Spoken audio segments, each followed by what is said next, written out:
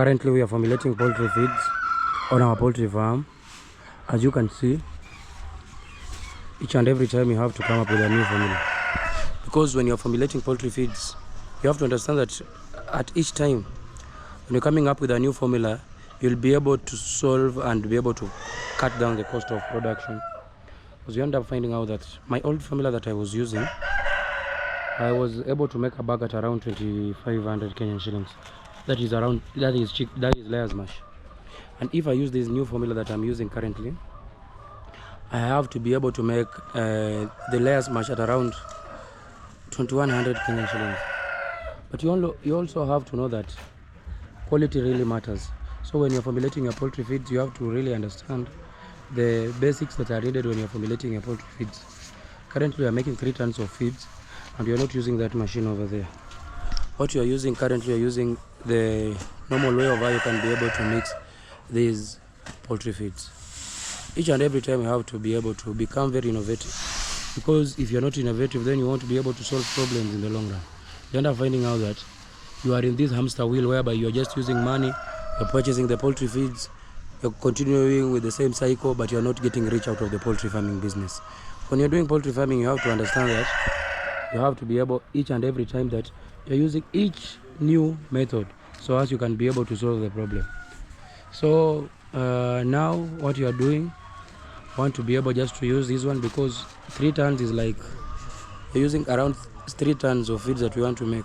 If you go with the machines over there and you look at the weather, you see that there are some formation of, they usually call it what? Nimbus clouds. So there is nimbus clouds that is forming up there. And we want to be able to mix these feeds in the shortest time possible. If you go with that machine, you'll be able to mix these feeds. That machine over there, I don't know if you can see it, over there. You'll be able to mix these feeds in a record time of around 4 hours. And if you use that machine mixing the feed in 4 hours, this rain over here will catch up with us. So what we want to do, you have to be able just to use this method, whereby it will take around 30 to 40 minutes. We'll have finished mixing the feeds.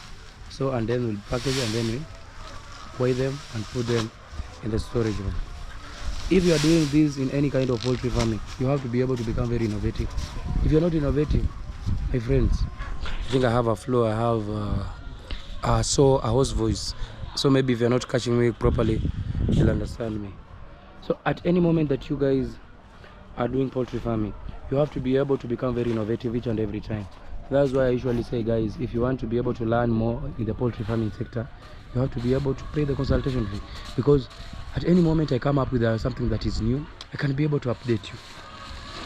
But if you decide that you can see that the consultation fee for $100 is so expensive, and you are seeing that, for example, like for these 60 bags, for every bag I'm saving 400 Kenyan shillings. For 60 bags, that is 24,000 Kenyan shillings that I've saved. So what if you are making, like, for example, 100 bags? How much money will they have saved? That is 40,000 Kenyan shillings that you will have saved if you are making around that amount of feeds. So guys, make sure that you align yourself with the right people, align yourself with the smart people, so as you can be able to understand how things are done. If you are stingy with your money, then you won't be able to learn the best things in the world. $100 is a small amount of money, and you can be able to learn the best way of how you can be able to formulate poultry feeds, and also that will enable you to be able to make feeds, and you can also sell the feeds.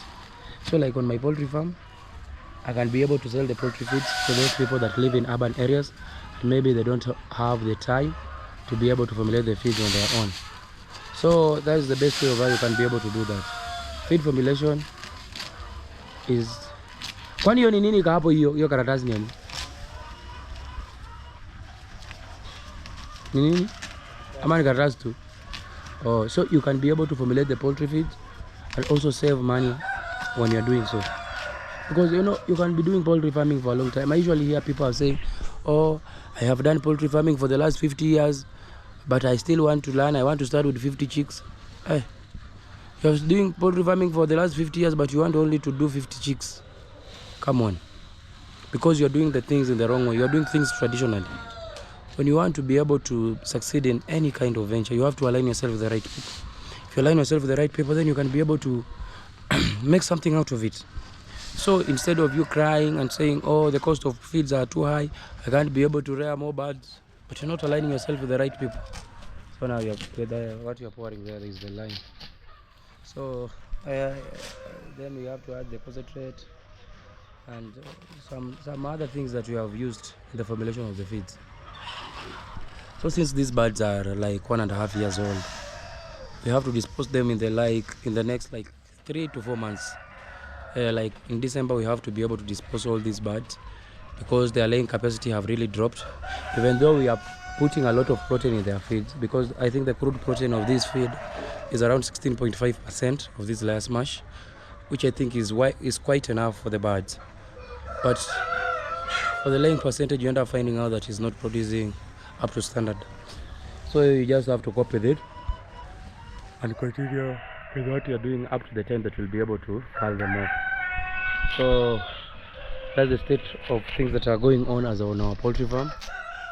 So there's the hatchery, there's the poultry house. For those people that are new to my channel, my name is Mayuba Brian. I am an expert in poultry farming. I've been able to do poultry farming for the last 7 years. I've really struggled. I've lost over 5,000 birds, but I still keep pushing on. 5,000 birds is a lot of money that I've lost. And all those things, as you as a farmer, you can be able to avoid them by not learning everything through experience, but learning those things from people who have the experience. Then you'll be able to understand how things are done in the poultry farming section. I've been able to fail, I've been able to start and fail in many occasions.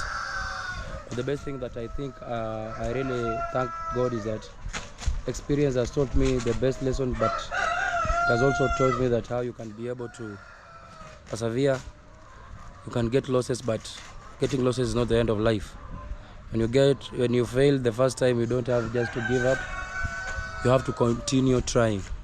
When you continue trying, then you perfect the art and the science in it.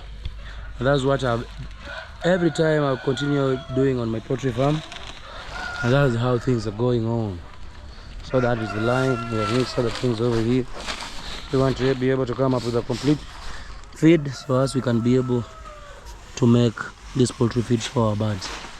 So guys, if you want to be able to succeed in any kind of business, it must not only be poultry farming, it can be any kind of business, it be any kind of agribusiness. Just make sure that you don't give up. You have to learn. Each and every day is a learning day. Don't have to fear. Don't have to fear to consult. Asking is when you're learning. In Africa we usually say that kuuliza sio ujinga. Kuuliza ni kutaka kujua mengi. If you ask, you'll be able to learn more things and you'll be able to understand how the world runs. So guys, let's be able to make these 3 tons of feed that will be able only just to consume on my poultry farm for around 15 days. These birds of mine, they usually consume around 6 tons. That's around 120 bags of this feed. But if you are able to make your own feeds, then you can be able to save something out of it. So guys, don't feel afraid to consult. If you consult, then you'll be able to learn more.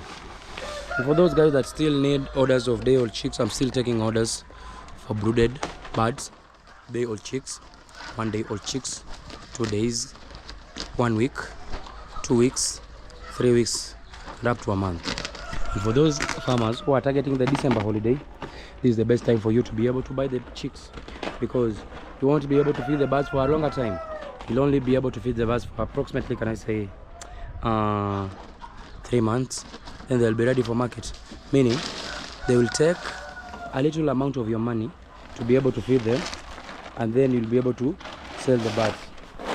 The cost of feeding them, each bird will take around 300 to 350 Kenyan shillings, plus the cost of buying the birds around 115. So it will come to around the labor and everything to around 500. Then you can be able to sell the birds from 800 to 1,000, even to 1,200. If you are only selecting the roosters, you'll be able to sell between 1,000 to 1,200. Meaning, you'll get your 100% profit. So this is the best time that you can be able to get roosters, so as you can be able to sell them in December. In December festivities, most people like eating the meat from the chicken. Oh, the chicken meat is known as chicken. When it is alive, it's called the hen. So when it is become meat, it's called chicken. So in December, Most people usually like to eat chicken. There is our poultry farm.